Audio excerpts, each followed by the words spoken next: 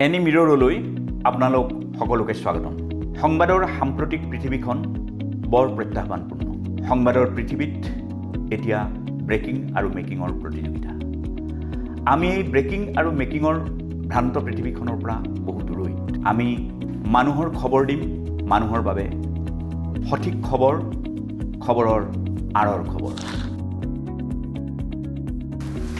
অবিশ্বাসৰ পৃথিৱীত আস্থাৰ এখন সেতু গঢ়াৰ বাবে আমাৰ এই প্ৰয়াস।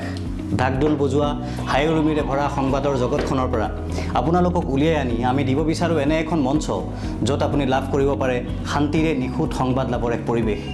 সমাজৰ প্ৰকৃত ছবিখন আপোনাৰ আগত প্ৰতিফলিত কৰাটো আমাৰ মূল প্ৰাধান্য। আমি সংবাদৰ এটা বিকল্প মাধ্যম। ডিজিটেল যুগত প্ৰযুক্তিৰ যোগেদি নতুনৰ সন্ধান কৰা সকলৰ বাবে আমি গঢ়িব বিচাৰোঁ এখন আধুনিক মঞ্চ। We are not into the red race of so-called breaking news. We are not pushing and putting you to the world of illusions.